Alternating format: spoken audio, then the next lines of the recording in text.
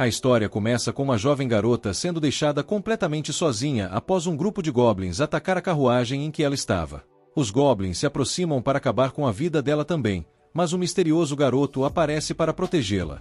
Anos depois, nosso protagonista, chamado Laou, é convidado a se juntar ao grupo de uma garota, e todos ao redor ficam chocados ao saber que ela quer fazer equipe com ele.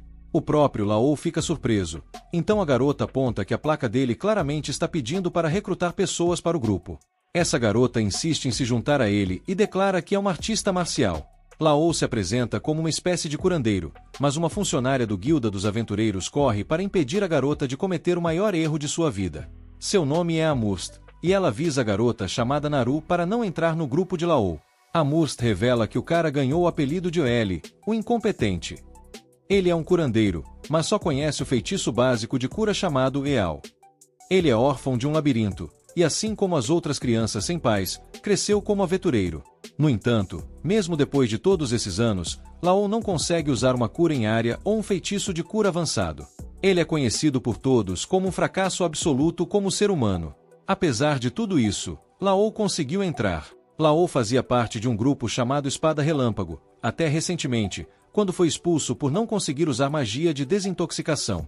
Todo mundo sabe o quão incompetente ele é, então ninguém nunca o convida para formar uma equipe.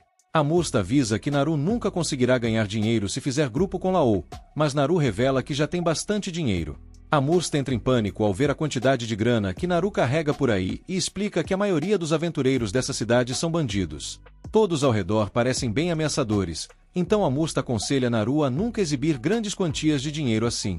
Naru agradece gentilmente, e Amurst percebe que ela é bem novata nessa coisa de ser aventureira.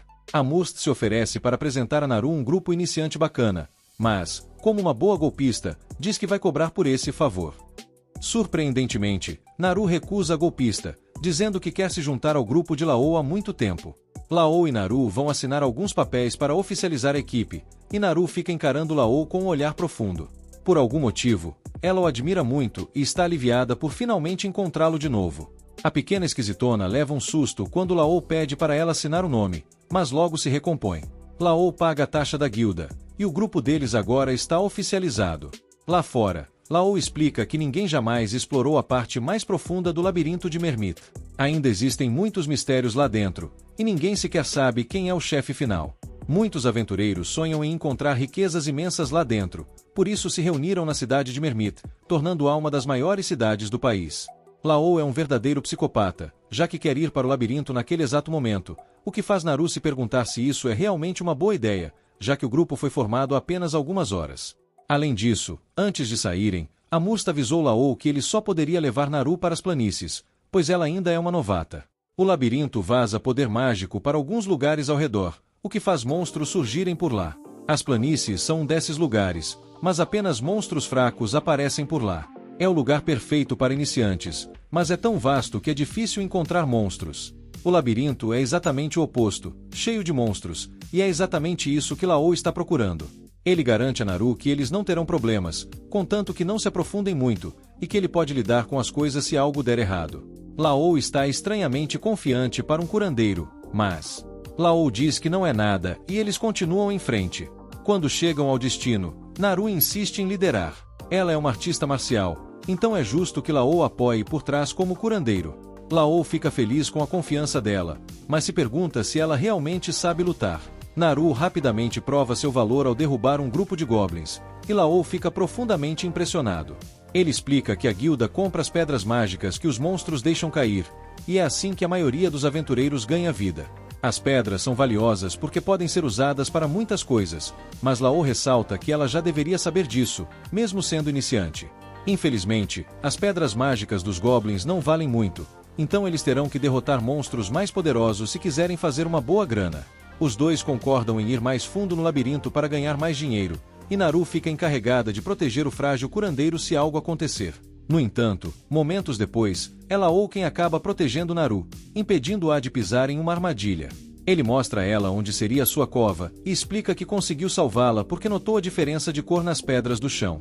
Encontrar armadilhas normalmente é tarefa de um ladrão, então Naru fica surpresa e se pergunta como Laou conseguiu fazer isso sendo um curandeiro. Laou simplesmente explica. Laou explica que é aventureiro há muito tempo, então acabou aprendendo algumas habilidades ao longo do caminho. Mais fundo no labirinto, os dois avistam um meio-orc, o que não deveria acontecer naquele nível do labirinto. Meio-orcs são conhecidos como demônios de nível médio, e seus corpos robustos os tornam muito difíceis de derrotar. O poder deles é equivalente ao dos monstros dos níveis mais baixos do labirinto, então eles jamais deveriam aparecer nas camadas superiores. Naru se pergunta se é hora de fugir, mas Laou está confiante de que eles podem derrotá-lo se trabalharem juntos. Ele não quer forçá-la, mas, surpreendentemente, Naru concorda, confiando no julgamento dele. Naru começa a luta, mas fica assustada quando seu primeiro ataque a faz sentir como se estivesse chutando uma parede de tijolos. Felizmente, a besta é bem lenta, mas Naru ainda acaba sofrendo alguns danos. A luta rapidamente se complica para ela, que acaba encurralada, mas, surpreendentemente, a criatura não consegue finalizá-la.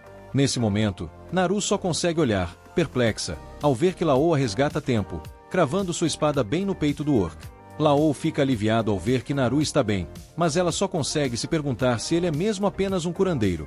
Laou desconversa novamente e Laou explica que seus anos trabalhando como aventureiro o levaram a aprender algumas técnicas de combate corpo a corpo. Naru comenta que o ataque dele não pareceu apenas uma técnica simples, mas Laou a distrai, apontando que ela está ferida. Naru não parece muito preocupada, mas Laou é um curandeiro nato, então sabe que até mesmo os menores ferimentos precisam de tratamento adequado.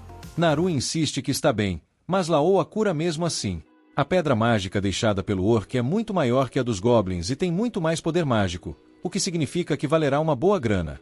Laou explica que já viu o suficiente de Naru em termos de habilidade de combate e que também ganharam uma boa quantia de dinheiro, então eles podem ir para casa agora, mas ele deixa a decisão para Naru. Ela diz que ainda consegue lutar, então os dois continuam a caçar mais monstros.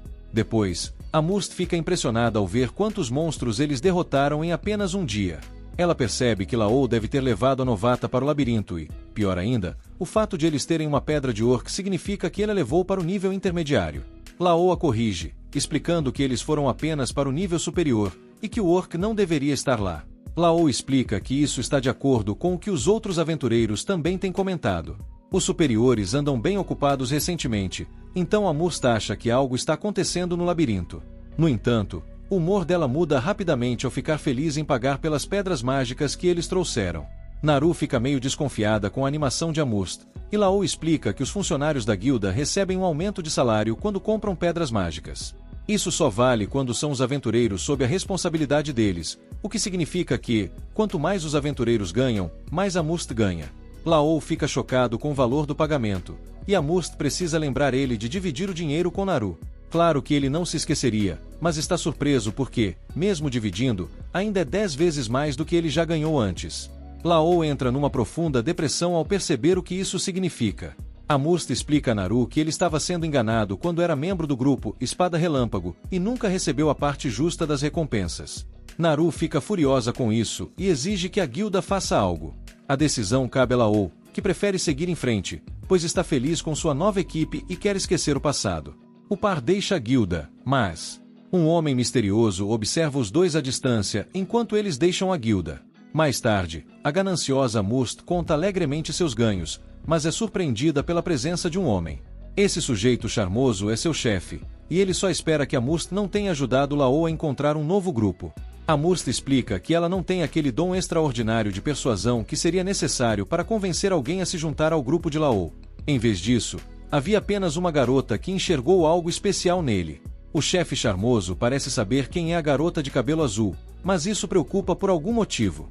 Naquela noite, Laou se surpreende ao descobrir que a notícia de que ele tem um novo membro em seu grupo já se espalhou pela cidade. O incompetente Laou é bastante conhecido, então encontrar um trouxa para se juntar ao seu grupo é um grande acontecimento. Ele se prepara para reservar um quarto, e Naru fica um pouco abalada com a ideia de compartilhar um quarto com ele. Laou, percebendo a situação, decide que eles devem dormir em quartos separados, mas isso parece desapontar Naru.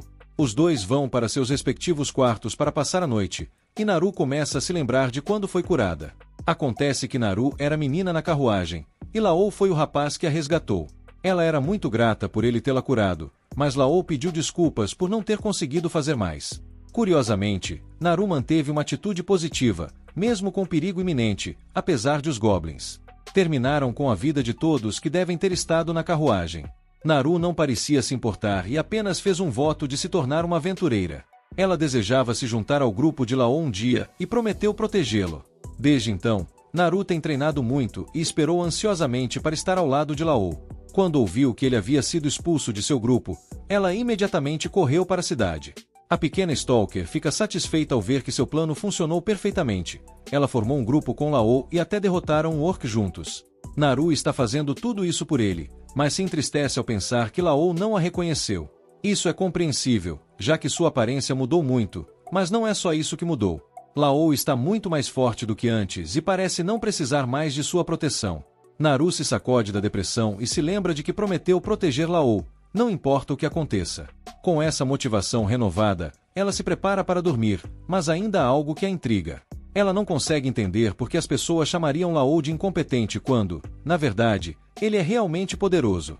Quando ela pensa no passado, lembra que a velha equipe do L estava em péssimo estado depois de levar uma surra de um dragão feroz.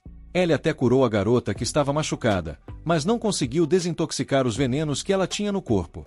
Ele garantiu que o veneno ia desaparecer se ela descansasse um pouco, mas isso só deixou a garota mais irritada. A equipe começou a se desintegrar porque o líder precisava de todo mundo na luta, mas a garota estava sem condições de batalha. A galera começou a discutir porque o L disse que iam precisar de antídotos, mas ninguém tinha grana para comprar. O líder então chamou o L de um inútil total e mandou o mago lançar todo o poder mágico que tinha. O Fireball, bola de fogo, só deixou a besta mais brava ainda, e o líder começou a surtar com a incompetência de todo mundo. Ele se deu conta de que ninguém conseguiria liderar um time de perdedores, e como um herói, decidiu dar o fora, recomendando que todos fizessem o mesmo. O mago foi o primeiro a sair voando. Lá ajudou a garota ferida.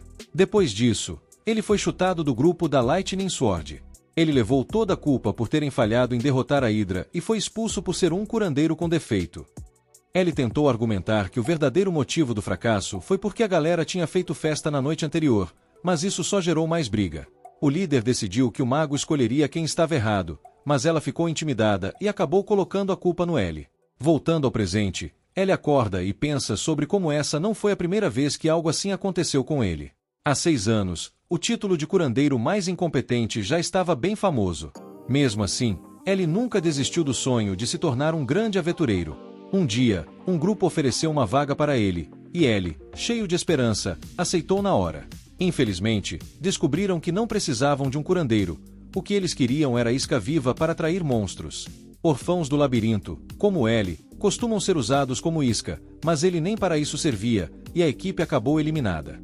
Ele sempre odiou sentir dor e temia a morte, mas quando viu uma jovem garota em perigo, ele deixou tudo isso de lado. Até hoje, ele não tem certeza de por que foi ajudar. Lá estava ele, lutando contra os goblins com tudo que tinha, mas acabou sendo derrubado. Quando acordou, ele percebeu que não foi ele quem salvou a garota, e sim um grupo de cavaleiros. Isso só reafirmou para ele que continuava sendo um incompetente. Mas essa não era a visão da garotinha. Ela agradeceu ao L, dizendo que, se não fosse por ele, eles nunca teriam sobrevivido tempo suficiente para a ajuda chegar. Ela curou, mas ficou chocado ao ver o quanto ela ficou horrorizada ao ouvir sobre como ele era maltratado. A empatia da garota fez chorar por ele, e ela tomou uma decisão. Jurou que se tornaria uma aventureira para se juntar a Ellie e protegê-lo. O detalhe é que a garota vinha de uma família nobre, o que significava que ela nunca poderia ser uma aventureira. Ellie sabia disso muito bem, mas as palavras dela ainda assim o encorajaram. Ele decidiu continuar tentando se tornar um grande aventureiro. Com o tempo, Ellie encontrou um professor e começou a treinar. Ele só aprendeu as técnicas mais básicas de cura, mas adquiriu muitas outras habilidades essenciais para aventureiros. Eventualmente, ele começou a ganhar confiança de que havia se tornado um ótimo aventureiro, e foi então que ele se juntou ao grupo da Lightning Sword. Ele dá todo o crédito àquela garotinha, pois as palavras dela o impediram de desistir de seu sonho. E agora ele pensava nela, justamente porque estava considerando desistir novamente. Depois de ser chutado do grupo Lightning Sword, ele fica aliviado por não ter desistido, porque, se tivesse, nunca teria conhecido Naru. E, falando nela, Naru aparece para ver como ele está, e os dois saem para tomar café da manhã. Depois disso, eles seguem para o labirinto, onde planejam ir ainda mais fundo. Quando chegam a um círculo de teletransporte, é a primeira vez que Naru vê um desses. Todo o labirinto tem um, e Naru fica se perguntando se ele pode levá-los para qualquer lugar. Infelizmente, Ellie tem que explicar à sua amiga desinformada que esses círculos só os levam a outros lugares que também tenham um círculo de teletransporte. Naru então sugere que os círculos deveriam ser colocados diretamente nas cidades, mas logo percebe que isso só facilitaria a vida dos monstros para atacar o povo. Ellie corrige novamente, explicando que monstros nem conseguem usar esses círculos. O verdadeiro motivo para não haver círculos de teletransporte nas cidades é porque a habilidade para criá-los foi perdida há centenas de anos, e ninguém sabe como fazer novos. Com isso, eles usam o círculo de teletransporte e chegam ao nível intermediário do labirinto. Os monstros que aparecem por lá são muito poderosos, então eles terão que ficar bem atentos. Eles acabam encontrando alguns monstros, mas o ataque da Naru não funciona. Ela explica que é porque ela está lutando contra um Lynch, que não tem uma forma física de verdade. Esse tipo de monstro é uma espécie de espírito transformado, então ataques físicos são inúteis contra ele. Monstros assim são complicados para pessoas como eles, que não podem usar magia, então ele sugere que eles fujam. Mas Naru se recusa, confiante de que pode derrotá-lo. Os dois bolam um plano. Ellie atrai a atenção do Lynch e o conduz na direção de Naru. Com um treino extremo, alguns humanos podem manipular a energia Ki dentro de seus corpos. Artistas marciais, como Naru, que praticaram por anos, conseguem fazer isso. Esse Ki permite que o usuário ataque até mesmo espíritos como o Lynch. Naru usa essa técnica e simplesmente destrói o Lynch. Os dois heróis comemoram, mas Naru acaba se machucando. Ellie usa uma ferramenta mágica que aumenta os efeitos de cura e cuida dos ferimentos dela.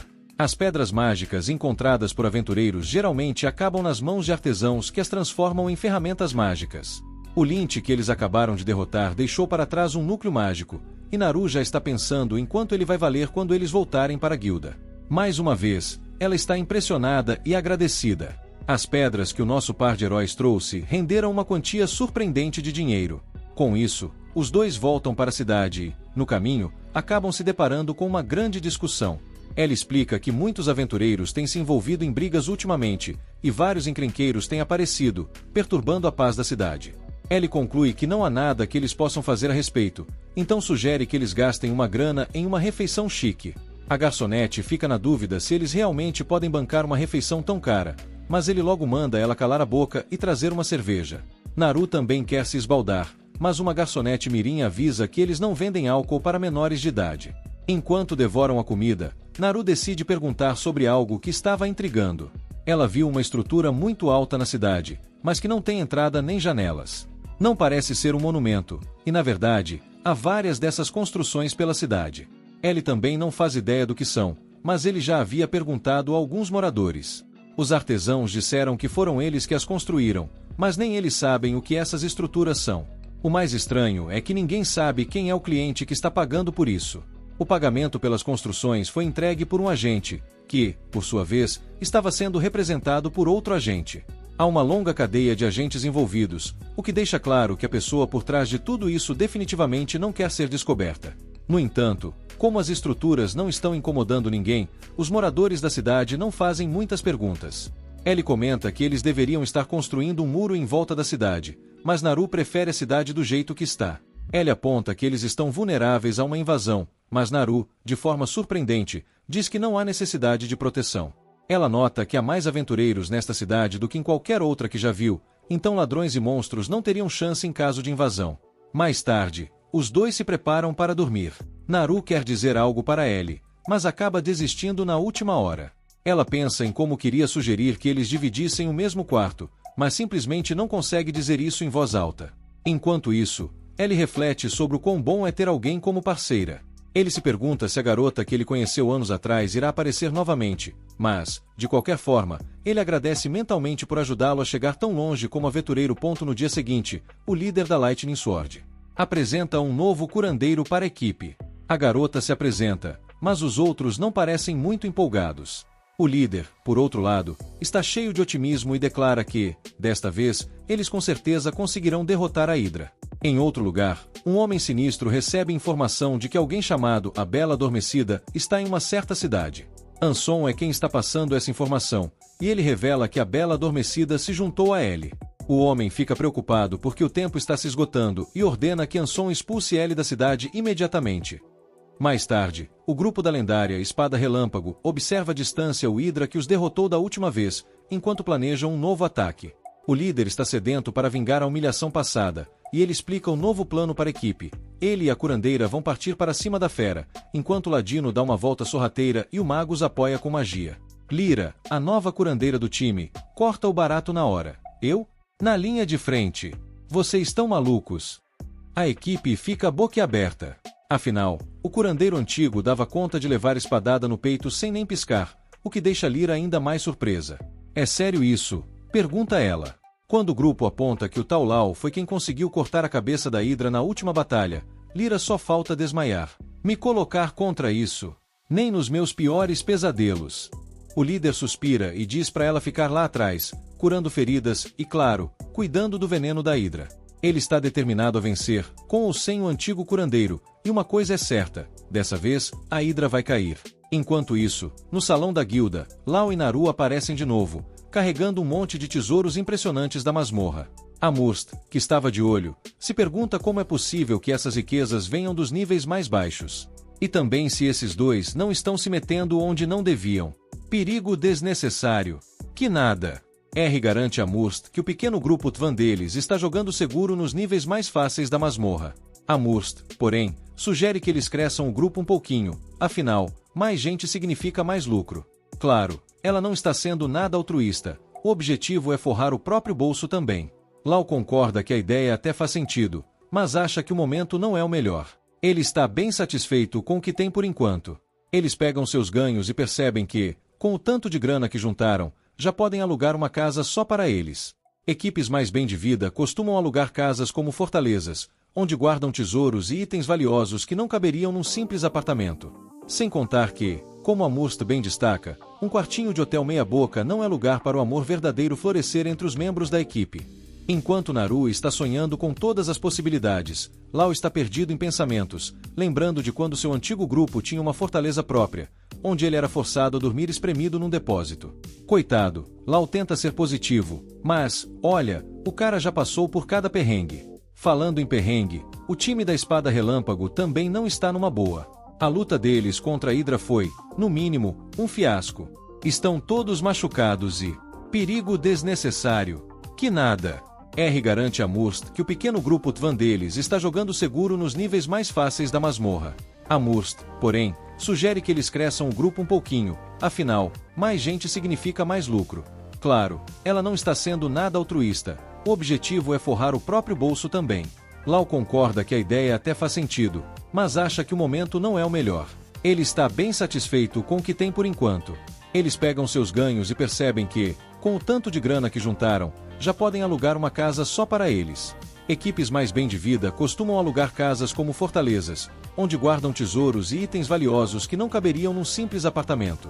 Sem contar que, como Amurst bem destaca, um quartinho de hotel meia-boca não é lugar para o amor verdadeiro florescer entre os membros da equipe. Enquanto Naru está sonhando com todas as possibilidades, Lau está perdido em pensamentos, lembrando de quando seu antigo grupo tinha uma fortaleza própria, onde ele era forçado a dormir espremido num depósito. Coitado, Lau tenta ser positivo, mas, olha, o cara já passou por cada perrengue. Falando em perrengue, o time da Espada Relâmpago também não está numa boa. A luta deles contra a Hidra foi, no mínimo, um fiasco. Estão todos machucados e, arrebentados e frustrados depois da fracassada excursão, o time está meio no chão, pelo menos, os que ainda conseguem ficar em pé. Marilis está furioso e confuso, socando a mesa enquanto tenta entender como é que eles ainda não conseguem derrotar aquela Hidra. Enquanto isso, Lyra está ocupada tentando tirar o veneno de Amira, que está toda intoxicada, enquanto o resto da equipe começa a brigar. É aí que cai a ficha. Talvez ele, o curandeiro inútil, que reclamava, mas fazia o serviço, fosse mais útil do que eles imaginavam. Margaluz decide que vai dar um jeito nisso, e resolve ir atrás de Lau para pedir para ele voltar pro time. Afinal, quem poderia recusar um convite para se juntar ao glorioso grupo da Espada Relâmpago, né? Totalmente irrecusável, ou não? Logo depois, Lyra é acordada por Amira, que agora está bem melhor depois da cura. Animada, ela abre a cortina com tudo e se oferece para pegar algo para comer pro mago. No meio da busca por comida, Lyra percebe que Sibéria e Margaluz sumiram. Onde esses dois foram parar? Se pergunta. Bom, a verdade é que eles foram atrás do antigo companheiro. Margaluz, sendo um verdadeiro sem-vergonha, chega com a oferta de volta ao Lau na guilda como se estivesse oferecendo um presente incrível, e ainda rindo e fingindo que os maus tratos do passado não passaram de um pequeno mal-entendido. Fica bem claro que o Margaluz deve ter colocado todos os pontos de habilidade dele em Gazligin. O cara não para de inventar desculpas esfarrapadas para justificar o jeito horrível que a equipe tratou o ex-companheiro. Ele ainda promete que agora tudo vai ser diferente, jogando até a nova curandeira debaixo do ônibus, chamando-a de uma mulher inútil. Para surpresa de todo mundo, Lau realmente agradece ao Margaluz. Mas antes que ele possa dizer mais uma palavra, Naru, que estava ouvindo toda essa palhaçada, não aguenta mais. Ela corre para intervir, porque não vai deixar um picareta como Margaluz roubar seu parceiro. Lau, com toda a calma do mundo, acalma Naru e explica que, embora esteja grato pelo convite e não guarde rancor da antiga equipe pelo que fizeram, ele não pode aceitar. Não vai voltar para a Espada Relâmpago. Ele já tem um grupo e está muito feliz onde está. Margaluz fica em choque. Ele tem certeza de que essa diabinha de cabelo azul deve estar manipulando Lau para ele dizer essas coisas, e não hesita em acusar Naru na cara dura. Só que, dessa vez, Margaluz pisou na bola. Insultar a colega de equipe foi o último erro. Lau, que não é mais o cara amigável de antes, agarra Margaluz e o avisa que, se ele ousar machucar Naru, ele e a Espada Relâmpago vão se dar muito mal.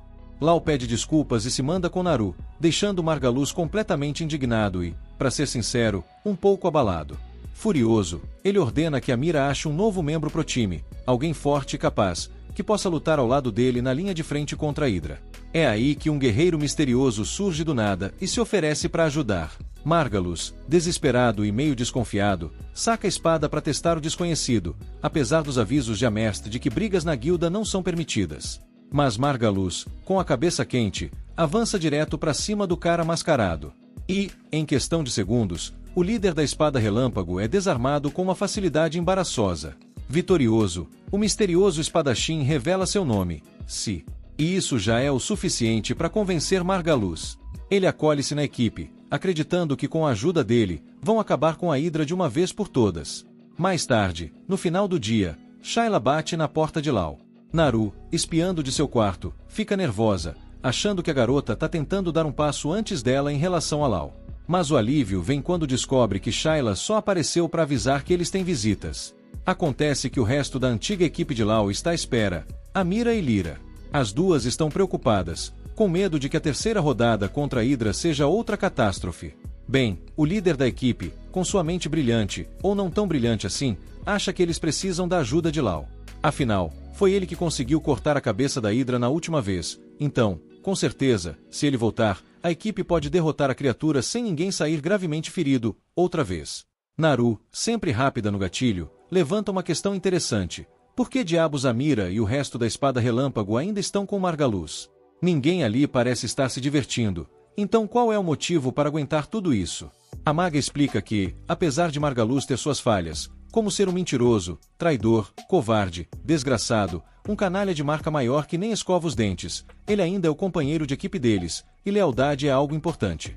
Essa explicação faz o sangue de Naru ferver, e ela rapidamente rebate. Ah é? E Lau? Ele também era seu companheiro de equipe, e olha só como vocês trataram ele. Esse argumento é um golpe baixo que faz a Mira desabar em lágrimas, totalmente consumida pela culpa. Ela sabe que Naru está certa. A Mira admite que foi uma covarde, com medo de ser expulsa da única equipe que já fez parte, e por isso seguiu as ordens do Margaluz sem questionar. Entre soluços, ela implora por perdão. Enquanto isso, Lyra tenta convencer Lau de que a Mira realmente está arrependida, lembrando que a maga até chamou o nome dele enquanto delirava por causa do veneno. Sempre calmo, Lau conforta Mira e, magnânimo, aceita o pedido de desculpas. Lau, sempre o diplomata, tranquiliza Mira, dizendo que não guarda rancor nenhum, mas... voltar para a Espada Relâmpago. Ah, não, valeu. Passo. É um momento meio agridoce, mas antes que as lágrimas fluam demais, Miss Mary, a cozinheira, faz sua entrada triunfal com um banquete daqueles. Ela, com seu jeito carinhoso, já está de olho na pobre Mira, achando que a menina precisa de uns quilinhos a mais ou, no mínimo, de um sorriso no rosto. E, claro, sua culinária é capaz de proporcionar ambos. Aproveitando a distração deliciosa, Lau, Naru e Lyra dão aquela escapada estratégica para bater um papo em particular. Naru não perde tempo e solta real. Essas duas deviam dar o fora da Espada Relâmpago. Tá na cara que não vai rolar coisa boa ali. Mas, como sempre, a vida não é tão simples. Lau, com sua memória de elefante, lembra das palavras venenosas de Margaluz sobre a nova curandeira e avisa Lyra: se você continuar nessa, vai ser um inferno com eles. Mas a Mira não vai abandonar sua equipe, e Lyra, leal como sempre, não vai abandonar a Mira. Resultado: as duas estão presas no caos da espada relâmpago, sem muita saída à vista. De volta à base, a equipe de Lau apresenta sua nova adição. Para surpresa de Lyra, ela reconhece o novo integrante na hora. Aquele disfarce estilo fantasma da ópera não adiantou de nada. Ela o chama de Zig, mas Margaluz, sempre pedante, a corrige. Ah, não, esse aqui é o Si. Como se fosse mudar muita coisa, né? Lyra, que não é boba nem nada, já saca na hora que o tal Si é exatamente o cara que ela pensa. Totalmente desconfiada, ela não cai nessa de nova identidade e exige saber o que tá rolando. Si, no melhor estilo, calma que eu sou misterioso, tenta dar uma de Kenshin Imura, fingindo que tá tudo de boas. Mas quando Lau aponta para a espada roubada, pertencente ao nada famoso Sr. Ronaldo, se perde a pose na hora.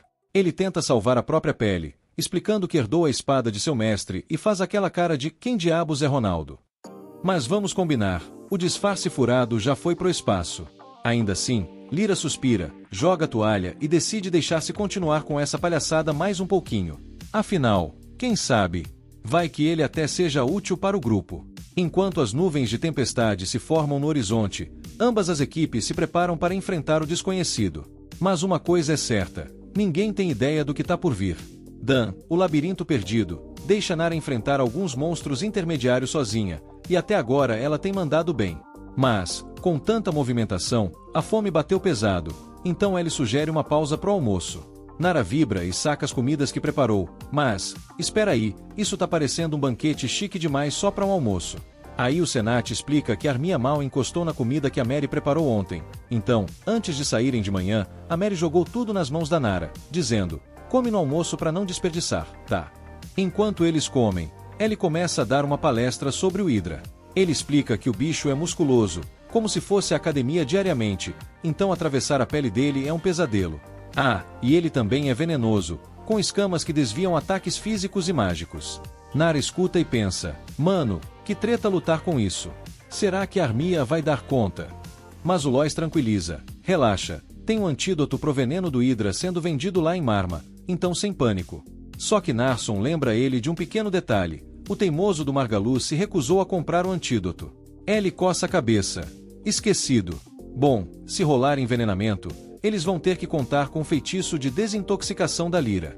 Dá pra ver que Marcena tá ficando bolada, preocupada com a Armia e o grupo Lightning Blade. Então, ele dá uma aliviada: olha, pode ficar tranquila, a galera lá dá conta sem mim. Margaluz pode ser um cabeçadura, mas ele até que manda bem com a espada quando resolve se preparar de verdade. E a Sibéria é ágil, deve conseguir desviar de boa dos ataques do Hydra. No fim das contas, ele decide que não é problema dele, a missão é do Lightning Blade e eles vão se virar. Ele se levanta e sugere que sigam em frente, mas Nara já tá de saco cheio de explorar o mesmo labirinto. Ela quer tentar algo novo e, coincidentemente, tem um pântano ali perto. Ela quer ir para lá sem motivo algum. Definitivamente não é porque está preocupada com a Armia. Enquanto isso, no pântano, o grupo Lightning Blade tá numa briga ferrenha com o Hydra, e, com suas habilidades afiadíssimas, você consegue dar uma bela surra no monstro. O grupo estava a um passo de derrotar o Hydra, mas, por algum motivo misterioso, o C resolve pegar leve e retorna ao chão. Margaluz, confuso, pergunta por que ele não deu o golpe final. C dá aquela risadinha de quem sabe o que tá fazendo e responde: ah, seria muito mais épico se o líder do grupo, ou seja, você, fosse o responsável por acabar com o Hydra. Margaluz, com o ego massageado, concorda e já sai correndo para atacar o monstro de novo. Lyra revira os olhos, pensando que o Margaluz não perde a chance de agir sem pensar, e Saria solta um suspiro: ah, é assim mesmo, já me acostumei. Com Lyra tendo terminado de curar a galera, Sibéria volta pro campo de batalha, mas dá pra perceber que o C, o mais forte do grupo, não parece nem um pouco interessado em lutar de novo. Assim, a responsabilidade de acabar com o Hydra cai no colo dos outros. Ainda bem que os ataques anteriores do C deixaram o monstro meio lerdo e fraquinho. Então, se a Saria conseguir distrair a criatura por tempo suficiente, o ataque frontal kamikaze do Margaluz talvez funcione. Armia também está ajudando a manter o Hydra ocupado com a sua magia, e, se continuar assim, a vitória está a um passo. Mas aí, no melhor estilo azar de RPG, o Hydra resolve jogar uma pedra do nada e derruba a Armia no chão. Ele então se aproxima dela com uma cara assustadora, e Armia fica tão apavorada que o medo dela começa a literalmente sair do corpo. Normalmente, medo não é algo visível, mas ali estava, saindo que nem fumaça, graças a uma quantidade de mana absurda no ar. Mana nesse nível só era para existir no labirinto, mas o Hydra aproveita ao máximo e começa a evoluir. O clima fica tenso. Ninguém do grupo parece ter condições de segurar a bronca sozinho. É então que se decide que é hora de intervir. Ele pede para Lyra cuidar da Armia e manda o Margaluz recuar o quanto antes. Mas Margaluz, teimoso, se recusa a dar meia volta. Já causamos um belo estrago no Hydra, então não deve ser tão difícil terminar o trabalho antes que ele termine a evolução. Ele pula no ar e tenta cortar a cabeça do monstro, mas o que acontece?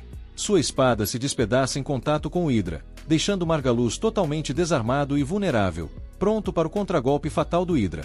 O L finalmente aparece e defende o ataque do Hydra junto com a Narena, fazendo o monstro recuar por um instante. Cid agradece ao L pela ajuda, mas diz que ele e o grupo podem cuidar do resto e pede para L checar a Armia, que estava bem machucada.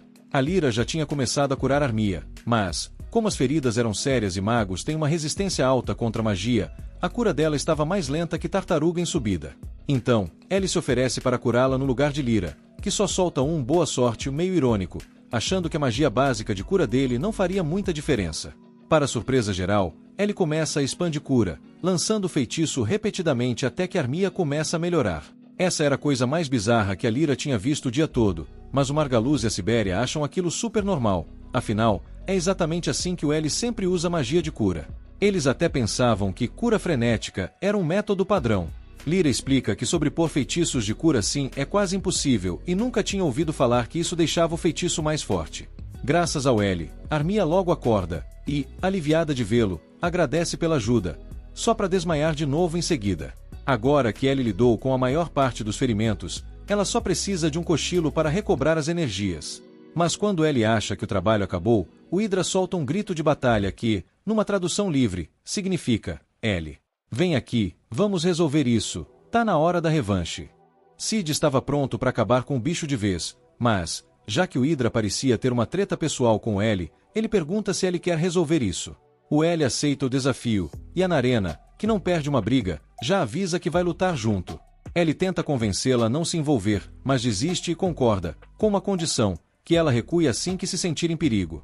Com a batalha decidida entre L e Narena contra o Hydra, Cid avisa aos outros para não se meterem, por segurança. E é aí que a luta começa de verdade. Narena acerta o primeiro soco no Hydra para distraí-lo, e o L aproveita para dar um golpe com a espada numa das cabeças do monstro. Então Cid, não querendo ficar de fora da diversão, corre para cima do Hydra e decepita uma das cabeças dele com sua espada. Margaluz observa a cena, de queixo caído, percebendo que Cid é bem mais forte do que ele tinha imaginado. Margaluz, meio intrigado, pensa que o Cid é forte, mas como é que a espada dele continua inteirinha enquanto a própria espada do Margaluz se espatifou ao encostar no Hydra? A Lara explica que o Cid está usando uma espada mágica especial, muito mais poderosa que qualquer arma comum. Margaluz, já de sobrancelha levantada, começa a se perguntar quem realmente é o Cid e como ele conseguiu uma espada rara dessas. A luta continua, e a Narena tenta acertar mais um soco no peito do Hydra, mas acaba perdendo o equilíbrio. O Hydra aproveita o vacilo e dá uma pancada nela, deixando-a completamente apagada. Em vez de terminar o serviço, o Hydra simplesmente encara o L e transmite, só pela vibe, que tá de saco cheio de apanhar de todo mundo ao mesmo tempo. Ele quer um duelo justo de 1 contra 1, ou então vai acabar com a Narena ali mesmo. A Sauria mal consegue acreditar que o Hydra não só se comunica via vibe telepática, mas ainda sabe como usar refém. Sem escolha, ele promete que vai garantir a segurança de Narena e pede ao Cid e a Lara que não interfiram. Então ele parte para cima do Hydra, cheio de determinação, mas é derrubado quase instantaneamente. Cid, meio decepcionado, achava que o L fosse dar um show, mas se esse é realmente o máximo que ele tem a oferecer, Cid já se prepara para entrar e acabar com o Hydra de vez. No entanto, quando o L está prestes a perder a consciência, ele se estica para tentar proteger a Narena. De repente, uma energia começa a fluir de seu corpo, e ele se levanta de novo, com uma aura completamente diferente. Antes que o Hydra tenha tempo de reagir, ele avança num piscar de olhos e decepa todas as cabeças do monstro num só movimento. Com o Hydra derrotado, ele finalmente desmaia outra vez. Quando ele acorda, Margaluz está ao lado, perguntando se ele está bem. Ellie diz que sim, mas está mais preocupado com a Narena, que tinha levado um golpe direto do Hydra. Ela responde que está ótima, mas só porque a Lara tinha trazido uma poção de antídoto para emergências, e que foi caríssima. A Lara já avisa que vai cobrar pelo serviço depois. Deixando isso de lado, Lara pergunta o que exatamente aconteceu com Ellie antes, mas ele não tem ideia do que ela está falando.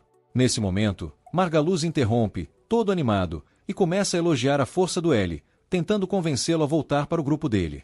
O Ellie nem deixa o Margaluz terminar e já corta ele dizendo que nunca vai voltar para o grupo dele. Mas, como sempre, Margaluz continua falando como se nada tivesse acontecido. Ele menciona que várias pedras mágicas preciosas caíram do Hydra e que está disposto a dividir tudo em 3 partes com o Ellie, se ele aceitar se juntar a eles. Ellie, desconfiado, acha estranho que Margaluz só quer dividir em 3 partes e pergunta o que ele quer dizer com isso. Margaluz explica que vai dividir apenas entre ele, Sibéria e Ellie. Os outros que se virem. A Lara e o Cid são novatos no grupo, então Margaluz nem se importa com eles. E a Armia? Bom, ele diz que ela se assusta e se machuca tanto que é completamente inútil, e já está considerando vender ela como escrava só para se livrar de uma vez. O Ellie finalmente perde a paciência, mas antes que ele possa fazer qualquer coisa, Narena é mais rápida e mete um soco em Margaluz que o joga no chão. Margaluz, indignado, começa a reclamar alto, dizendo que é contra as regras da guilda que aventureiros ataquem uns aos outros, e que vai reportar a Narena para tê-la expulsa. Ele ainda pergunta se todos viram o que ela fez. Curiosamente, parece que todos ali ficaram cegos de repente, no exato momento em que Narena socou Margaluz. Porém, o que todo mundo conseguiu ver claramente foi o fato de que Margaluz e Sibéria estavam discutindo vender Armia como escrava, e isso é crime grave. Cid, como autoridade, não pode ignorar uma violação tão cruel, então ele imediatamente declara que ambos estão presos sob acusação de tráfico humano. De volta à guilda, descobrimos que Cid é um aventureiro da família real e que tinha recebido relatórios sobre a segurança precária da cidade, especialmente devido a alguns aventureiros suspeitos. Ele foi enviado para investigar, e assim que chegou, deu de cara com as armações de Margaluz e Sibéria. A Lara então pergunta o que vai acontecer com os dois. Pelas regras da guilda, além de serem expulsos, eles vão enfrentar acusações de tráfico humano, o que no melhor dos cenários para eles pode significar uma vida inteira de prisão com trabalho forçado. Ao ouvir isso, Margaluz e Sibéria começam a entrar em desespero e imploram ao Cid que os poupe, dizendo que não podem passar o resto da vida na prisão. Eles estão tão patéticos que até ele começa a sentir um pouco de pena. Ele então pede para conversar com Cid em particular. Cid concorda e eles saem para ter essa conversa. O Cid, curioso, pergunta sobre o que o Ellie quer falar. Então ele explica que, apesar de Margaluz e Sibéria não serem as melhores pessoas do mundo, eles também já tiveram sonhos de serem aventureiros, assim como ele. Mas, em algum ponto, esses sonhos mudaram e se tornaram uma obsessão por fama e fortuna. O ponto do Ellie é que Margaluz e Sibéria nem sempre foram assim, e por mais que a maioria das pessoas já teria desistido deles, ele ainda quer dar uma chance para que possam redescobrir o bom lado de ser um aventureiro. Então, ele pede ao Cid para soltar a dupla com uma advertência dessa vez. Cid, sem entender como Ellie consegue ser tão perdoador, decide respeitar o pedido dele e libera os dois, mas com um aviso pesado. Se ele sequer ouvir um rumor sobre Margaluz e Sibéria causando problemas de novo, eles nunca mais verão a luz do dia. Margaluz e Sibéria captam a mensagem e saem em disparada para o mais longe possível de Cid. Assim que os dois somem no horizonte, Armia pergunta se foi realmente uma boa ideia deixar esses dois irem assim tão facilmente. Cid responde que, mesmo se eles fossem expulsos, isso não os tornaria pessoas melhores. Então, ele mesmo vai monitorar a dupla de agora em diante, para ver se eles tomam jeito ou não. Enquanto isso, Narena pede desculpas ao Ellie por ter forçado ele a se envolver nessa situação com Margaluz, mas Ellie diz que está tudo bem. Ele pode até nunca superar completamente o jeito como Margaluz e Sibéria o trataram quando faziam parte do mesmo grupo, mas agora ele se sente bem melhor sabendo que eles deixaram a cidade e ele não precisa mais se preocupar com eles. Mais tarde, naquele mesmo dia, Cid se encontra em particular com Lyra e revela o verdadeiro motivo de sua vinda à cidade. Ele foi enviado para monitorar Marmet porque um número estranhamente alto de monstros tem evoluído ali, e definitivamente tem alguma coisa suspeita por trás disso. Ele precisa resolver esse mistério e, para isso, quer a ajuda da Lyra formando uma nova equipe, assim como antes. Lyra até topa, mas com uma condição: Cid terá que permitir que Armia se junte ao grupo, já que ela precisa de um lugar para ficar. Cid concorda, e ainda acha ótimo porque mais membros significa que ele pode expandir sua vigilância, e tem um aventureiro em especial que ele quer ficar de olho. Depois, vemos que os 3 fracassados Liar e Armia se uniram, e a jovem maga parece bem abalada após tanto trabalho infantil. Raz então os parabeniza pela união, e Rose e Naru seguem para o salão da guilda. A batalha com a Hidra rendeu a eles algumas pedras mágicas para trocar por uma graninha, mas Rose quer mesmo é começar uma missão. Ele explica que ser aventureiro não é só lutar com monstros, tem que caçar itens importantes e proteger os indefesos também. Ele quer que Naru ganhe experiência, e ela quase desmaia ao perceber o quanto ele se importa. Na guilda, eles são recebidos com olhares venenosos. Parece que a notícia da vitória sobre a Hidra já se espalhou, e Rose alerta Naru de que uns pilantras podem querer roubar suas pedras mágicas. Um desses pilantras, Marmel, chega e pede para falar com ele. Rose hesita, mas Marmel manda seus capangas irem chutar pedras para terem uma conversa privada. Rose acha que ele quer roubar suas pedras, mas se surpreende quando Marmel se curva, pedindo desculpas em nome dos aventureiros. Eles sabiam que Margaluz era um escroto e nunca ajudaram Rose, ainda por cima zoando seu cabelo ridículo e personalidade sem graça. Naru quer logo fazer o cara engolir o pedido de desculpas e sugere que Marmel deveria polir a espada de Rose e beijar suas pedras mágicas. Marmel acha exagero, mas isso só deixa Naru ainda mais irritada. Depois de anos de desrespeito, ela acha um bom começo. Rose, tentando não ser cancelado por forçar alguém a polir sua espada, diz que nada disso é necessário. Afinal, ele ainda é um incompetente. Rose confessa que está mais acostumado a levar insultos do que elogios, e eles apertam as mãos, dissipando a tensão no salão da guilda. Com isso, nossos heróis finalmente podem vender seu loot. Alier, a atendente, fica de queixo caído com o tamanho estranho da pedra mágica que eles trouxeram, lembrando aquelas vezes em que mostrei minha coleção de Pokémon para alguém. Rose acha que o formato estranho da pedra é resultado de mutação do monstro, e Naru teme que isso afete o preço. Mas, para surpresa dela, a guilda oferece 10 vezes mais do que o normal, já que uma pedra assim é raridade. Ainda assim, o fato de um monstro absorver tanto mana e mutar fora do labirinto é preocupante. E, com outros relatos de monstros agindo estranho, Rose pergunta por que a guilda não manda alguém investigar. Antes que Alier responda, surge o Sr. Ansome, aquele chefe com aura de protagonista que convida os dois para seu escritório. Ele explica que essas mutações são raras, mas acontecem, e solta uma. Se Rose está com medo, talvez seja a hora de sair da cidade de vez. Naru fica irritada com a arrogância do Sr. Seachão, e Alier comenta que ele sempre foi assim. Ela menciona o Sr. Misty, o verdadeiro presidente da guilda, que está tão velho que mal consegue subir escadas sem tropeçar. Com a saúde mental do Sr. Misty em decadência, Ansome acabou assumindo o comando e tem fama de ser sério e exigente. Rose, pouco interessado no drama de escritório, só quer ver as missões disponíveis. Naru, por outro lado, fica indignada com algumas opções ridículas, tipo escoltar um cara que quer pescar num lago subterrâneo do labirinto. Alier, sempre de olho na grana, lembra que qualquer trabalho com recompensa vale a pena. Rose encontra uma missão de derrotar monstros, e Naru já fica empolgada. Mas Alier corta o barato. Um fênix está perto de um círculo de teleporte, e enfrentar esse bicho só com um curandeiro e uma artista marcial é suicídio. Sem ataques de longa distância, eles precisariam de um guerreiro, um mago e outro curandeiro capaz de curas em área. Se querem mesmo essa recompensa tentadora, vão precisar de ajuda. Nossos heróis logo lembram de 3 aventureiros perfeitos para a tarefa, Lyra e Siege, que aceitam a missão. Lyra, no entanto, sussurra sobre Rose bem na frente dele, como se ele fosse surdo. Ela diz a Siege que essa é uma boa oportunidade de observar o curandeiro banido em ação.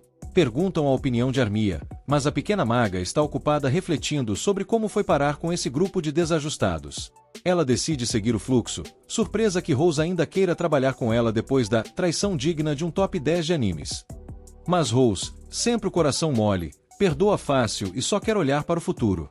A equipe se prepara para a missão, comprando suprimentos e cuidando dos papéis da guilda. No meio disso, Rose e Naru vão comprar poções, quando Naru é abraçada por trás por um estranho sem camisa. Ela se assusta e quase lança o sujeito longe, até perceber que é alguém que ela conhece. Miss Rama, que se apresenta como uma poderosa encantadora e autoproclamada deusa do fogo. Rama, conhecida pelo infame apelido de Deusa do Fogo que ela mesma inventou, aparece e logo suspeita que Naru está aprontando. Ela confirma que foi enviada pelo pai de Naru, que está indignado por sua filha favorita ter fugido para fugir com algum rapaz. Mas o choque real vem quando Rama reconhece o tal rapaz, nada menos que Rose, seu ex-aluno incompetente, que mal aguentou as primeiras lições antes de desistir. Rama pede um momento a sós com Naru para discutir assuntos de família, deixando claro que não quer forasteiros escutando. Porém, Rose, do nada, cria coragem e se recusa a sair, declarando que Naru é importante para ele e que ele não vai a lugar nenhum. Rama, divertida com a audácia dele, lança a lentíssima bola de fogo mais ridícula que o anime já viu. Rose desvia facilmente, e o único dano causado é uma coxa de peru queimada de um pobre espectador. Naru tenta amenizar a situação, dizendo que não exatamente fugiu, só esqueceu de avisar a família e deixou um bilhete que dizia algo como "saí para encontrar meu irmão Rose, sem preocupações." Como se isso fosse acalmar seu pai. Rama exige uma explicação para esse comportamento bizarro, mas Naru hesita, pois, na verdade, ela andava espionando Rose há tempos, com informantes relatando cada passo do rapaz. Naru revela que sempre esteve de olho em Rose desde que ele foi expulso do clã Lâmina Relâmpago. Como uma boa stalker, ela viu uma chance e aproveitou. Quando Rose percebe o quanto essa história deixa Naru desconfortável, ele sugere que talvez fosse uma boa ideia ela voltar para ver o pai. Naru fica abalada, temendo que seu pai possa proibir a aventura, o que os manteria separados para sempre. Mas Rama, tentando ser diplomática, diz que o pai dela não está nem aí para a profissão de aventureira.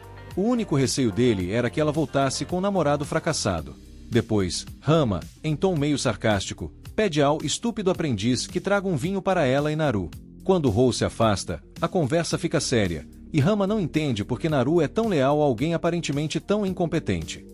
Naru, no entanto, se mantém firme, defendendo Rose e destacando as qualidades que ele mostrou desde que se uniram: força, sabedoria e uma bondade genuína. Ele tem feito de tudo para ajudá-la a crescer como aventureira, sempre colocando as necessidades dela acima das dele. Com isso, até Rama fica tocada. Ela percebe que Rose mudou, e foi Naru quem causou essa transformação positiva. Aconselhando Naru a permanecer ao lado de Rose, Rama se despede, desejando boa sorte à dupla. Ela, por sua vez, tem uma missão em mente: revelar os segredos do misterioso presidente da guilda, Sr. Miss. Com tudo preparado e sem mais dúvidas, a equipe segue em frente, prontos para a próxima etapa dessa aventura. E agora, nosso querido e nada convencional time de aventureiros está completo. O sábio exército dos magos, o nosso curandeiro favorito e, claro, sua parceira guerreira estão prontos para dar uma surra épica no pobre Fênix que ousou cruzar seu caminho. Esse pássaro nem sabe o que o espera. O time teletransporta direto para Dungeon, prontos para ação, especialmente Naru, que já quer dar porrada antes mesmo de se equilibrar no chão. Mas nada de Fênix à vista, só corredores estreitos. Enquanto avançam, a turma está no encalço do monstro, sabendo que ele vai preferir espaços mais abertos para voar e espalhar fogo. Até que, finalmente, eles tropeçam numa caverna gigante, com pilastras destruídas e teto alto. Nari e Armin ficam surpresas de achar um lugar tão espaçoso lá no fundo do labirinto. Lyra lembra que ouviu boatos de um caminho novo descoberto ali perto, uma área inexplorada, cheia de tesouros esperando por aventureiros corajosos. A empolgação dela contagia as meninas, mas se dá uma segurada na animação, lembrando que tem um monstro tenebroso guardando a entrada, e ninguém conseguiu passar até agora. Por isso mesmo, o monstro vale uma bela recompensa. Ralph investiga o lugar e acha sinais de queimadura entre os destroços, provando que a Fênix esteve por ali. Ele testa jogando uma pedra para dentro da caverna, que ecoa pelo local vazio. Sabendo que o bicho é territorial, ele espera que o monstro ataque ao ouvir o intruso. E é isso mesmo que acontece. Um portal brilhante abre no teto, e uma bola de fogo em chamas sai voando pela sala, revelando a Fênix em pleno voo. A batalha tá só começando, e o calor tá subindo. Enquanto isso, no salão da guilda, Alier tá lá de boa, sem fazer nada, quando uma guerreira de biquíni entra desesperada. Alier a recebe com um sorriso caloroso, e a ruiva, um pouco surpresa, se pergunta como é que o pessoal desse lugar consegue ser tão amigável. Fingindo simpatia, Alier diz que é natural ser gentil com os aventureiros. Na real, a guerreira quase sem roupa, RMA, é a primeira mulher que Alier vê na cidade que não se veste como freira ou bancária. E mesmo com pouca roupa, o material é chique e provavelmente mágico. Alier já sacou que a ruiva é alta patente e decide que ela é uma cliente em potencial para faturar uma boa grana, então oferece ajuda. RMA, sem perder tempo, exige ver o presidente da guilda. Alier pergunta se ela tem uma consulta marcada. Não. Tem uma carta de recomendação? Também não. É filha ou neta do presidente? Nada disso. Finalmente, RMA revela que só está ali para quebrar o velho em pedaços e acabar com ele. Alier fica chocada, e decide que essa maluca de jeito nenhum vai passar. A discussão atrai a atenção geral, e RMA perde a paciência, ameaçando incendiar o lugar e ver o que sobra. Felizmente, Ansome, o herói metido, aparece e acalma a situação antes que a guilda vire churrasco. Ele reconhece RMA e sabe do que ela é capaz, então sugere que eles resolvam na sala do chefe. Enquanto isso, no labirinto, a luta contra Fênix continua, e a equipe fica frustrada porque a ave não para de voar, como se isso fosse surpresa. Rost está tão estressado que até pensa em trocar sua espada por um arco só para variar. Naru pelo menos se consola, pois enquanto a Fênix ficar longe, não pode atacá-los. Só que a Fênix se sente ofendida com isso e lança uma labareda em direção à aventureira de cabelo azul, mas Rost a salva a tempo. Explosão! Rost consegue salvar a galera bem a tempo. Ele explica que o bico, as garras e o corpo quente da Fênix não são suas únicas armas, o perigo real está nas suas bolas de fogo. E ninguém fica mais desapontada do que Naru, que percebe que não tem como socar o bicho até a morte.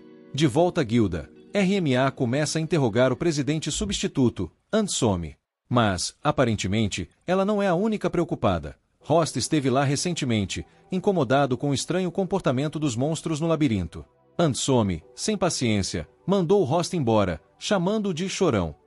Mas, felizmente, isso não vai funcionar com a poderosa RMA, que quer saber por que a cidade está cheia de bandidos e gente suspeita. Segundo ela, a guilda parece uma convenção de vilões do Batman. Ela desconfia que foi a própria guilda que trouxe essa galera sombria, e agora quer respostas. Além disso, ela quer saber o que é aquele monte de pilares suspeitos espalhados pela cidade, que gritam um ritual sombrio. Intuição feminina e bom senso dizem a RMA que algo estranho está acontecendo, e não tem como Handsome não saber disso. Na verdade, ela até suspeita que ele é o mandante dessa bagunça. Em Marmet, a guilda tem autoridade total, o que faz do líder praticamente o rei da cidade. King Handsome nega tudo e se faz de desentendido, dizendo que ele só é um presidente humilde, basicamente um ajudante. RMA perde a paciência e o acusa diretamente de encher a cidade de malfeitores para afastar aventureiros respeitáveis, aqueles curiosos que poderiam questionar o que está acontecendo de verdade. Ela suspeita que ele esteja escondendo um círculo de transmutação secreto pela cidade, talvez planejando algum ritual macabro que exija sacrifícios de aventureiros, de preferência aqueles que ninguém daria falta quando sumissem. RMA acusa Handsome de estar envolvido em algo chamado Labyrinth Rampage, um evento terrível do passado que ainda assombra o mundo. Enquanto isso, com a equipe no labirinto, a batalha continua pegando fogo, literalmente. A Fênix não para de lançar bolas de fogo, e Lyra está preocupada que, se não explodirem primeiro, vão acabar sem oxigênio no ambiente fechado. Rost percebe que essa Fênix não é só fogo e penas, ela tem cérebro. Está tentando fritá-los, e ao mesmo tempo, consumindo o oxigênio do lugar. Ele a chama de Einstein das Fênix, o que irrita-se, que acha um absurdo um monstro usar o cérebro. Para resolver, ele pergunta se Armia sabe usar magia de água, algo que, claro, seria útil ter perguntado antes de se jogarem nessa luta infernal.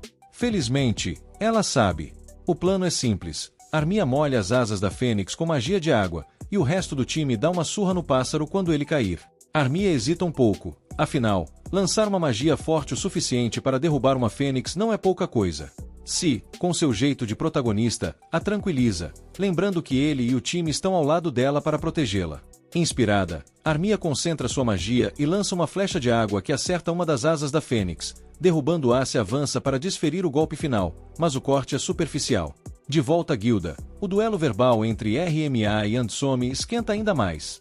Ela expõe os sinais que indicam que tem coisa muito suspeita acontecendo ali. RMA continua pressionando Handsome, avisando que não adianta negar. O caos está à espreita, com o labirinto descontrolado e os monstros mutando à torto e à direito. Enquanto isso, a equipe se vê diante da Fênix, que resolve dar uma digievoluída bem na frente deles.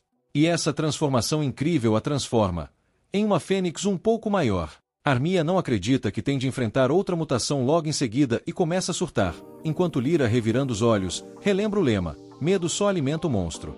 Sentindo o terror de Armia, a Fênix lança um ataque de fogo azul, e parece que Lyra e Armia estão prestes a virar churrasquinhos flamejantes. Mas eis que se aparece em grande estilo, fazendo seu flash step diretamente na linha de fogo e cortando o ataque ao meio antes que alcance Armia. Ele jura que a Fênix não vai colocar nenhuma peninha nela, desviando mais bolas de fogo com sua espada. Si então encoraja a jovem maga, lembrando que, se querem alguma chance, é com a magia dela. Lyra tenta ajudar, mas Armia diz que precisa se erguer sozinha para ser capaz de apoiar o time. De volta à guilda, a deusa do fogo RMA sai furiosa por não conseguir respostas. Irritada, resolve descontar sua raiva em um dos pilares misteriosos pela cidade, mas sua chama é simplesmente absorvida pela Pedra Branca, que dissipa o fogo. Enquanto isso, a equipe faz o que pode contra a Fênix. Naru, sem poderes mágicos ou cortes épicos, opta pelo seu melhor soco direto no pássaro, mas, sem ser uma Tyson, o golpe faz a Fênix recuar, praticamente sem danos. A mão de Naru está pegando fogo, e ela sai correndo como uma doida enquanto a Fênix, irritada depois de levar um soco surpresa no bico, tenta atacar com suas garras. Mas Rose entra no meio com sua espada, embora as chamas estejam tão intensas que derretem o próprio metal. A situação está crítica, mas Armia finalmente terminou de carregar sua magia, uma super flecha de gelo, um feitiço de outro nível, que atinge a asa da Fênix e praticamente a destroça. A ave cai um pouco mais baixo, o que dá a Naru a chance de se jogar de volta na batalha. Ela pula em cima de uma coluna destruída, ganha altitude e crava o pé na cabeça da Fênix, jogando-a ao chão. Essa é a oportunidade que o grupo precisava. Rose avança e dá o golpe final na Fênix, derrotando-a com um só golpe certeiro. A equipe fica impressionada com a coragem da pequena maga Armia, que prova seu valor ao lado deles. Ela fica emocionada com o reconhecimento dos amigos, e Lyra respira aliviada por Rose não ter ativado seu modo Super Saiyan sombrio. Si, claro, diz que vai continuar de olho no herói, só por precaução. De volta à taverna em Marmet, o grupo está pronto para comemorar com uma rodada de bebidas. Lá, encontram RMA, já bebendo como se não houvesse amanhã, e ela revela que achou o grupo graças ao Alhur, que os vendeu por umas moedinhas. Rose planeja fazer um bom dinheiro com a recompensa pela Fênix e sugere que RMA compre comida em vez de mais bebida, mas RMA não gosta nada das delícias locais, para desgosto da atendente Shayla, que decide dar um tempero especial no próximo prato deles. É aí que o grupo descobre uma verdade chocante sobre Naru. Ela vem de uma família riquíssima. Rose fica boquiaberto, percebendo que Naru é a mesma garotinha que ele resgatou anos atrás. No esconderijo do presidente, ele e Ansome discutem as mutações e os problemas que se acumulam, mas o presidente, estranhamente, não parece nem um pouco preocupado com o aparecimento da deusa do fogo Reala. Na verdade, ele está feliz. Afinal, ele vai precisar da ajuda de seus discípulos para lidar com RMA muito em breve. Mais tarde, Naru fica extremamente decepcionada com o tamanho minúsculo do saco de Ralph. A recompensa dessa vez é quase tão boa quanto a última vez, ou seja, não é nada boa. E ela expressa sua insatisfação colossal para Mest, que está ali, sentada pacientemente atrás do balcão, com aquele sorriso de "estou tentando não me irritar". Eles acabaram de derrotar um Fênix. Ué, não tem como essa recompensa de Galináceo ser o suficiente. Só a pedra mágica que eles tiraram da criatura é maior que a bolsa de moedas que deram para ela. E, para completar o absurdo, a Fênix ainda passou por uma mutação. Isso é, pelo menos, uma piada de tão ruim, certo? A Mest começa a ficar meio irritada com a Karen de cabelo azul, mas Naru não para por aí. Ela ainda lembra que foi a Mest quem disse que eles deveriam voltar hoje para pegar a recompensa, porque precisava de tempo para reunir tudo. E, no fim, o que ela ganha? Isso aqui.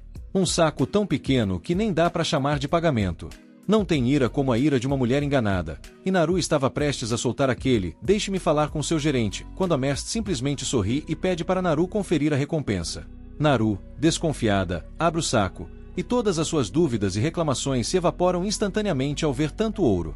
Ninguém resiste a uma sacola de moedas douradas. A Mest explica que a quantidade de moedas de prata e cobre que ela teria que pagar seria tão grande que nem o Ralph nem ela iam conseguir carregar tudo. Então ela fez um esforço extra para pagar em grande estilo. Ralph, então, dá aquele empurrãozinho e diz para Naru aceitar o dinheiro, o que deixa ela super sem graça, claro. Ele passa para Mest a taxa generosa dele, e ela pega com toda a força, mas Naru já tinha virado as costas e ido embora. Ela percebe o clima estranho de Ralph e pergunta o que está acontecendo com ele, mas ninguém tem resposta. A cidade está fervilhando de gente hoje, e na praça do mercado as crianças se juntam para assistir a um show de fantoches. O contador de histórias começa a criar o clima com uma música épica, e narra a história de um dragão maligno que, a cada 200 anos, acordava e causava um caos danado, plunderiando, queimando tudo, fazendo aquelas coisas de dragão malvado, sabe? Mas aí, aparece um herói corajoso para enfrentar essa tirania. A batalha épica decidiria o destino do mundo. E o contador de histórias pergunta para o público infantil: quem vocês acham que vai ganhar, hein? Enquanto isso, Ralph e Naru estão sentados em uma refeição bem tranquila. Mas as coisas não vão ficar tão calmas assim. Entre os dois, Naru não sabe muito bem o que dizer, então joga a sugestão da recompensa no meio da conversa. Com tanto dinheiro, será que não poderiam considerar alugar uma casa para eles? Ralph fica chocado com a súbita mudança de assunto, mas Naru logo lembra que isso já estava mais do que na hora de acontecer. Alugar uma casa decente é lógico, prático e, convenhamos, muito mais fácil do que passar o tempo todo em hotel. Pelo menos foi isso que a Merst disse. Ela fez uma pesquisa e descobriu que eles não precisariam apenas alugar. Eles poderiam até comprar um lugar para chamar de seu. A ideia de uma mulher cuidar das finanças fere as sensações masculinas de Ralph, e ele resolve perguntar se Naru está desconfortável com o fato de estarem ficando no hotel da senhorita Mary, já que ela está ali, em segundo plano, como se não fosse um elefante na sala. Naru, com a sabedoria de quem sabe que vai ter que aguentar os olhares de Mary, responde que não poderia haver melhor hotel na cidade. A comida lá é maravilhosa, as camas são super confortáveis, mas aí está o problema. É tão bom que todo mundo quer ficar lá, o que significa que todo dia eles têm que lidar com a bagunça e o barulho das pessoas que entram e saem, e, bom, nem todos os hóspedes são exatamente quietinhos, né? Ralph concorda com isso, e isso é o suficiente para acender as esperanças de Naru e mandar ela direto para um devaneio. Ela começa a imaginar os dois morando juntos em uma casinha aconchegante no campo, sentados ao redor da lareira, tomando chá, conversando longamente. Só ela e Ralph, um ambiente romântico e pacífico. Ela até começa a dançar na cadeira, sonhando em ter aquelas conversas profundas até altas horas da noite, e se for necessário, quantas vezes forem necessárias. A ideia faz quase cantar de felicidade, até que Ralph, sem perceber a poesia no ar, estoura sua bolha com uma realidade cruel. Não, Naru, isso é muito cedo, sou um vencedor, e só os perdedores têm essas ideias de trama. Ou seja, eles vão continuar vivendo em quartos separados no hotel, porque, na visão dele, é mais importante economizar dinheiro. E, claro, não podemos esquecer das grandes questões que precisam ser respondidas, tipo, e aí, formar uma pare. A única razão pela qual eles conseguiram derrotar aquele Fênix foi porque contaram com a ajuda de outros. E S já pediu para eles se juntarem oficialmente. Naru, obviamente, está farta disso e pergunta, por que ele não para de falar do tal do S? Mas quem pode culpá-lo? O cara é praticamente um deus disfarçado de homem. Forte, charmoso, bonito e com uma espada gigante que deve ser o tamanho do ego dele. A verdade é que, se S e a Merst entrassem para o grupo deles, eles poderiam se aventurar ainda mais fundo no labirinto. E Naru, claro, está claramente frustrada com tudo isso. O labirinto é, aparentemente, a única coisa que Ralph quer explorar de verdade, enquanto no hotel, o grupo se reúne para um jantar incrível, comemorando a formação de sua nova pare. Ao final da refeição, pois está completamente acabada, e Lyra se oferece para levar ela de volta ao quarto. Nesse momento, Ralph deve ter percebido que os dois sempre estão sussurrando sobre ele, porque quando Lyra discretamente diz a Cia que agora é a oportunidade de conhecer melhor a misteriosa curandeira do grupo, Naru segue as meninas para fora, com planos de bater um papo de garota para garota com Lyra.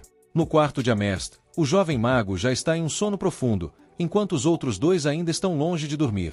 Lyra fica chocada com o quanto Naru está desesperada pela atenção de Ralph, mas a lutadora de cabelo azul manda ela calar a boca. O hotel inteiro não precisa saber dos meus problemas.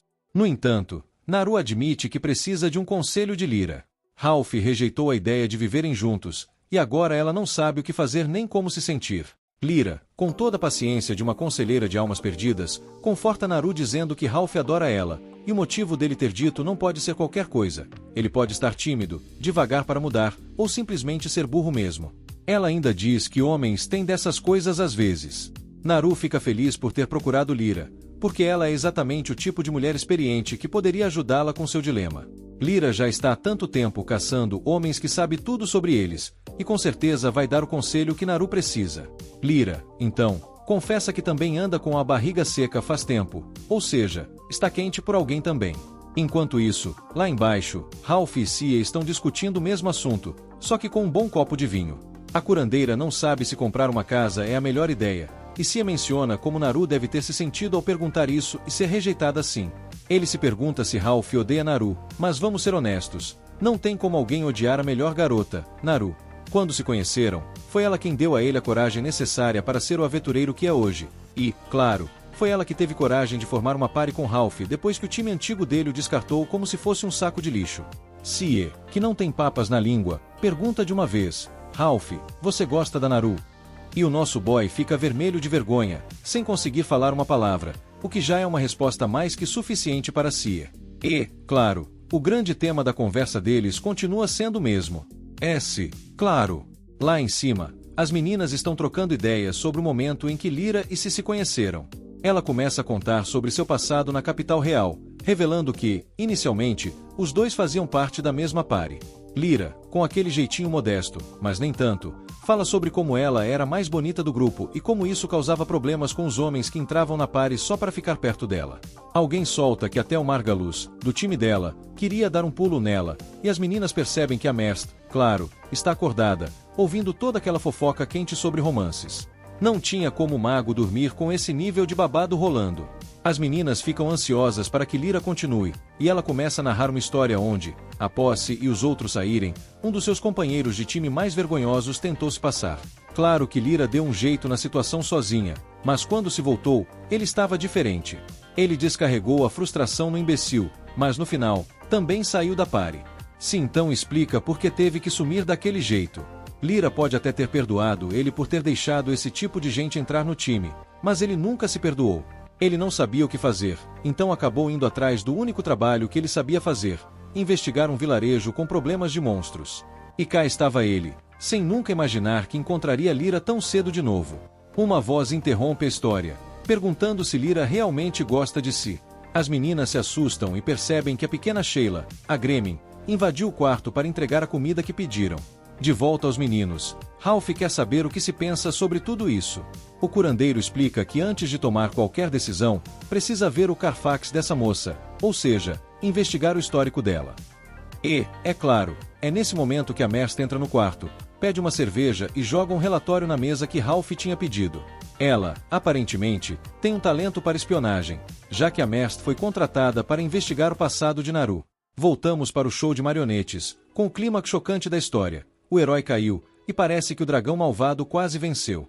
Até que aparece a Bela Adormecida, empunhando o único poder capaz de subjugar o dragão e colocar a besta de volta ao seu sono. A Merst, então, começa a falar sobre o que já sabem sobre Naru. Ela é uma garota rica, de uma família rica, que estava destinada a herdar tudo até. No dia em que Naru declarou que seria uma aventureira quebrada, todos ficaram chocados. Agora, não é raro que nobres se tornem aventureiros, mas é um pouco estranho que o pai dela tenha permitido isso. Acontece que ele não permitiu, pelo menos não no começo. Naru conta para as meninas que seu cabelo está todo detonado por uma tinta barata. Ela era loira até o dia em que acordou e encontrou o cabelo completamente diferente, sem explicação nenhuma. E esse foi o motivo pelo qual Ralph não a reconheceu. A Merst continua, dizendo que o dia em que o cabelo de Naru mudou de cor foi o mesmo em que o pai dela mudou de ideia sobre ela ser aventureira. Naru está completamente perdida e não consegue entender essa mudança de coração. Felizmente, Ci está lá para explicar tudo de maneira bem direta. Ele diz que Naru não vai viver por muito mais tempo. O cabelo azul dela deve representar o tempo curto que ela tem, então o pai dela deve ter querido que ela vivesse a melhor vida possível antes do fim. A Merst não tem certeza, porque Naru é o tipo de garota que dá socos em fênixes para ganhar a vida, então ela não parece exatamente alguém prestes a cair morta. O plano de Ralph agora é fazer com que ela volte para casa mais uma vez. Se depois disso Naru ainda quiser ser aventureira, ele vai continuar apoiando ela, como sempre fez.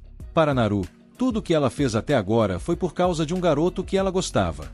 As outras meninas acham que elas também são meio stalkers, então ficam impressionadas com o quanto Naru é proativa. Até a Lyra fica um pouco com inveja, o que acaba despertando uma ideia nas meninas. Arrastada para baixo pelas outras garotas, Lara é forçada a perguntar a Ci se ele tem um tempinho para conversar com ela no pátio. Ela pede para ser sua parceira, mas se responde que eles já estão no mesmo time. Lyra precisa explicar as coisas de um jeito bem simples para o bobão, e ele finalmente entende. A única resposta dele para o pedido dela é que ele vai ter que pensar sobre isso. Não é bem a resposta que ela esperava, mas só o fato dele estar pensando em um relacionamento já é um progresso, e ela já fica feliz com isso. Enquanto isso, Ralph encontra coragem para chamar Naru para conversar mais tarde. De volta ao show de marionetes, vemos o final dramático da história do herói, do dragão e da Bela Adormecida que salva o mundo. Para derrotar o monstro maligno, a Bela Adormecida precisa se sacrificar. Quando o show termina, vemos que a marionete tem um cabelo azul bem familiar. Até o próximo episódio, filhote.